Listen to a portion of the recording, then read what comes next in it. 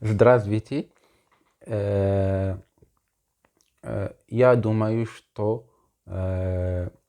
они может идет в Франции и э, смотри новые вещи и тоже rencontrer, Встречать. встречать странные люди. Странные люди. Non, des gens Новые люди. étrangers. Non, mais des gens étrangers. Ой. Привет! Сегодня с вами снова я, Олеся, ваша вечная студентка.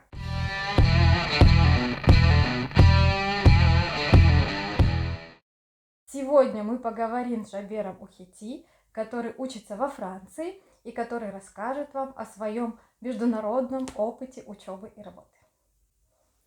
Salut Jabert. Salut.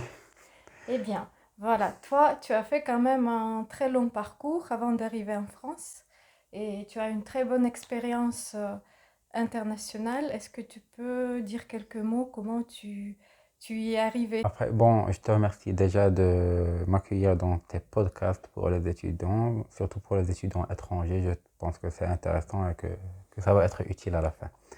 Bon, moi, je suis arrivé en France par le pur des hasards. Et en général, tu es dans quel domaine? Moi, je fais du droit. Du droit. Du droit international pour être plus spécifique. Mhm. Mais en fait, donc, il y avait ce master, je venais juste d'avoir ma licence en sciences politiques. Et ce master qui n'était pas très bien communiqué au niveau du site. Et donc, je m'inscris, je passe le concours d'entrée, il y avait un écrit, un oral. Et là, quand je passe l'oral, on me dit, vous savez que si vous êtes accepté, ben, vous devrez partir en septembre. Ah, mais c'est bien. Et je leur dis oui. Ouais, Donc, c'est il y avait bien. un semestre d'échange. C'était pas un semestre d'échange, on avait le premier semestre en France, le second semestre au Maroc, puisque je suis marocain, et puis le troisième semestre en France, et le quatrième, c'était un stage de préférence à l'étranger. Et on était une promotion mixte, c'est-à-dire la moitié de la France et la moitié du Maroc. Et en France, c'est à quelle ville? À Bordeaux. À À Bordeaux. Bordeaux, en Tu fait. as fait tout à Bordeaux. Oui, oui, oui. D'accord. Et donc, c'est comme ça que je me suis retrouvé en France.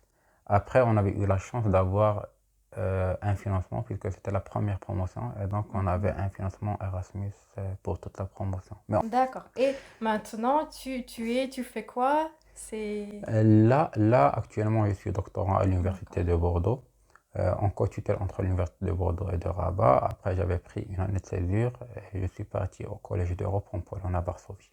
Ah, donc tu as fait tes études aussi en Pologne. Oui, Mhm. donc après avoir passé mon master et mon doctorat, j'ai trouvé l'opportunité du Collège d'Europe que j'invite les gens à s'informer là-dessus. Ils donnent pas mal de bourses et c'est une très bonne institution, surtout pour ceux qui veulent faire des études européennes. D'accord. Mais ok, pour la France, ça va, tu es marocain, tu parles français. Mais pour la Pologne, Ben, si je peux conseiller quelque chose aux étudiants, c'est de se mettre en anglais. Parce que durant mon année en Pologne, ben, mhm. c'était majoritairement en anglais. Et puis, on avait quelques cours en français, puisque ce sont des études européennes. On peut apprendre d'autres langues, mais il faut obligatoirement l'anglais, passer les tests. Parce que, en fait, quand on est étudiant et on veut passer les tests, s'inscrire au master, on se prend toujours à la dernière minute et on se retrouve sans test, Mm, sans des documents qui nous sont nécessaires. ouais. Et donc, si on veut partir, par exemple, on planifie un master à l'étranger, ben, ça serait bien de s'y mettre depuis septembre, novembre. Et même pour les stages de fin d'études, c'est-à-dire moi, quand j'avais passé mon TOEIC, c'était à l'université. Mhm. Et donc, je l'avais passé en novembre. Comme ça, je pouvais utiliser mon TOEIC lorsque je postulais au D'accord, stage. oui, il était toujours valable. Mais si on revient en fait au fait d'étudier en Pologne, tu as eu l'occasion d'apprendre le polonais? Non, puisqu'en fait, à la base, c'est une institution européenne, c'est une école européenne, et donc, pour apprendre le polonais, on avait l'occasion de choisir des langues, et moi, comme tu le sais, j'avais choisi le russe. Voilà, moi je le sais, mais euh, Mais nos donc, spectateurs peut-être pas trop, oui, parce que Jaber il parle russe. un peu, un peu. Mhm. Et donc, c'est plutôt ça. Donc, on pouvait choisir les langues, mais essentiellement, on parlait anglais et français. Et il y avait une offre très intéressante de langues étrangères, italien, espagnol, allemand, polonais, russe. Je pense que c'était ça les langues. Oui, c'était ça les langues. D'accord, bien. Et est-ce que tu peux parler des difficultés que tu as rencontrées pendant ton séjour à l'étranger, en France et en Pologne? Pour faire cours en Pologne, il n'y en avait pas trop puisque c'était un programme qui était pris en charge. Et donc on arrivait, on est bien accueillis et les étudiants étrangers, ils sont boursiers, donc ça facilite pas mal les choses. Mais pour la France, tout comme étudiants qui viennent de l'Afrique du Nord, donc en fait il y a deux pendants. Il y a la première partie qui m'est personnelle, donc ça a été facilité du fait que j'ai été étudiant dans le cadre de la première promotion d'un master, qu'on avait la bourse, et donc j'ai pas eu de problème par rapport au D'accord, logement. Mais la deuxième partie, c'est quand j'ai côtoyé les autres étudiants, et eux, ils avaient pas mal de problèmes, surtout par rapport au logement. d'accord. C'est-à-dire qu'il faut vraiment s'y prendre Bien à l'avance. bien à l'avance et prier pour avoir la chambre. Oui. On n'est pas sûr de l'avoir, hein, donc il y a ça. Quand tu viens sur place en tant qu'étudiant étranger, bon, nous on parle français, donc c'est pas très difficile Mhm. d'un point de vue langue. Donc tu arrives, tu t'établis un peu. euh, Si tu as la chance, tu as la chambre. Après, il faut faire tout ce qui est euh, démarche administrative. Ouais, Et ça, c'est horrible. je sais. Et donc, pour ça, c'est bien quand tu as des buddies ou des gens, en général, c'est des gens qui sont de la même nationalité, donc qui ont fait ce parcours, qui vont Et que peuvent te t'aider, c'est conseiller, hein. ça, qui vont te conseiller, qui vont t'aider, qui vont te faciliter un peu les choses. Est-ce que tu as cherché exprès ces gens-là ou bien ça s'est passé naturellement à l'université ou bien il y a les groupes Facebook? Pour les Marocains, il y a un groupe Facebook d'étudiants marocains à Bordeaux. Après, moi, j'étais pas dans ce cadre, comme je t'avais dit, on était bien accompagnés, Oui, on avait nos chambres, de la on avait... chance. Oui, donc c'était plutôt ça. Tandis qu'il y a des étudiants qui arrivent, ils font leur papier pour commencer à travailler à côté, side jobs, des jobs d'étudiants, et ça, c'est un peu pénible. Mais après, c'est une bonne expérience pour quelqu'un qui a 21 ans, 22 ans, on sort un peu de notre carcan habituel. Mais là maintenant, est-ce que tu es financé ou bien tu t'autofinances? Ma thèse, elle n'était pas autofinancée, mais ça, c'est un problème qui est plus grand, puisque les thèses non scientifiques Non, ne sont pas financé, ouais. financées. Il y a peu de financement pour ça.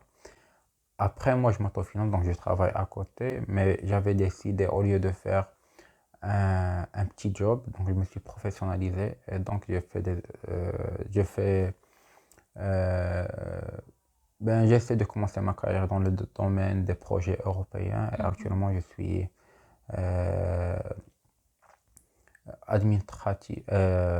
assistant administratif ou consultant administratif et logistique dans un projet de la Commission européenne.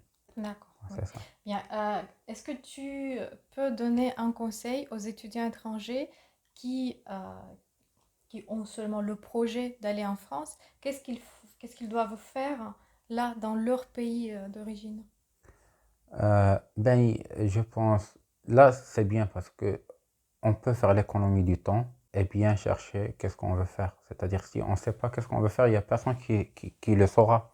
Et donc, il faut bien chercher quel master on veut faire, etc. Parce qu'il y a beaucoup d'étudiants qui viennent avec l'idée de venir en France et c'est tout. Et donc, ils font un premier Mhm. master. Ils trouvent que c'était pas le bon. Ben, rebelote, c'est pas toujours facile. Il faut convaincre ses parents. Bon, ça dépend de chacun. Mais donc, de bien s'informer, de poser des questions. Il y a les réseaux sociaux, il y a Internet et tout. Euh, et après, pour les Européens, ben, ça serait bien de demander aux gens qui ont fait Erasmus, donc qui Mhm. ont été sur place, donc qui ont vu comment c'est en ville, etc. Donc il y a ce côté-là. Euh, Après, il y a tout ce qui est administratif, comme je te disais, tout ce qui est TCF pour le Oui. français Mhm. ou DELF ou DALF. Donc, il faut les préparer pour ne pas perdre du temps après. Et puis, prendre son billet à venir. Oui. Peut-être quelques mots sur le choix de spécialité. Est-ce que toi, tu es content en général de ton choix? Est-ce que tu aurais changé quelque chose si tu avais cette possibilité? Moi, franchement, par rapport à ce que j'avais voulu faire, je suis satisfait de mon choix. Donc, j'ai fait le master, j'ai pu effectuer une expérience, un stage au sein de la délégation de l'Union européenne au Maroc. Et donc, ça ouvre l'opportunité de stage dans un milieu européen, etc. Et puis la thèse, je suis convaincu que c'était un bon choix, mais je pense, pour les étudiants scientifiques, c'est pas un souci qu'ils font une thèse, c'est excellent. Pour les étudiants qui souhaitent faire une thèse en langue française, en sciences sociales, etc., c'est bien, c'est intéressant, mais il serait mieux d'avoir vraiment le financement parce que ça aide beaucoup de se concentrer sur sa thèse et Ouais. de finir et de passer à un autre palier de sa vie. Donc c'est plutôt ça. Et Bordeaux, tu conseilles vraiment d'y aller? Ben moi, je me considère comme bordelais, ça fait 6 ans que je suis là-bas, donc j'aime bien. Mhm. Et je conseillerais les gens d'y aller. Après, ça va dépendre vraiment de leur choix. Quand on fait les recherches pour les masters, parce que moi, je ne mentirais pas, c'était pas un choix. C'était dans le cadre du master. D'accord. Mhm. Mais Un peu faut. un hasard. Oui, oui. Après, quand on choisit son master, mais aussi la ville dans laquelle on va vivre quand même 2 ans, ben ça marche mieux. Donc c'est ce que je dis, ben faites vos devoirs. Ne cherchez pas que le master ou que la ville parce que vous n'allez pas venir pour du tourisme. Mhm. Par exemple, il y a des gens qui vont choisir Nice, mais Nice c'est cher pour le Ouais. loyer. Après, si c'est la spécialité que vous voulez faire, donc c'est un sacrifice à faire. Donc c'est plutôt ça les. En fait, il faut faire une petite grille de qu'est-ce qu'on cherche et de Mhm. qu'est-ce qu'on veut. Et comme ça, on saura choisir la ville qui nous ira le mieux, ainsi que l'université. Voilà, c'est un très bon conseil. Et je te remercie. Ben, merci à Merci toi. beaucoup. Bien, и je te souhaite bonne chance и bonne continuation. Итак, если у вас есть вопросы, не стесняйтесь писать их в комментариях. Если у вас есть чем поделиться, если вы тоже учитесь в Бордо или вы тоже студент в области международного права, пожалуйста, напишите комментарий. Нам очень интересно. Пока-пока.